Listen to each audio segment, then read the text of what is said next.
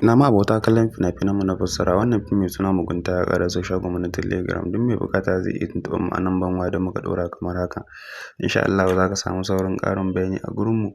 Muna tura fim ɗin ta iya Telegram ne kawai. Abin da za ka yi indai kana buƙata shine ka tuntuɓe mu a Telegram. Insha Allahu za ka samu saurin ƙarin bayani a gurin mu. Wannan fim Mugunta wannan yana ɗaya daga cikin babban ai gaskiya a satin nan ma bana tunanin akwai babban fim da aka fassara kamar wannan. Gaskiya ya kamata ku zo ku kalli wannan fim domin ya yi matuƙar kyau sosai da sosai.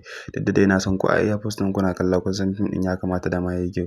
Gaskiya ya kamata ku zo ku kalli wannan fim. Duk mai buƙata kawai abin da zai yi shine ya tuntuɓe mu a Telegram ta wannan lambar waya da muka ɗora. Insha Allahu zai samu saurin ƙarin bayani a gurin mu. Gaskiya ya kamata ku zo ku kalli wannan fim mai suna Mugunta domin yayi kyau sosai da sosai.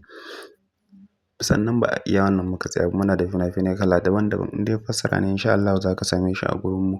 Sannan indai ka haɗu da wannan bidiyo namu ka daure ka danna mana subscribe sannan ka danna mana ƙararrawa ta yadda da zarar mun ɗora sabo zai iso gare ku sannan ya isa gaba. Mun gode muna zuwa jiran ku sai mun ji ku.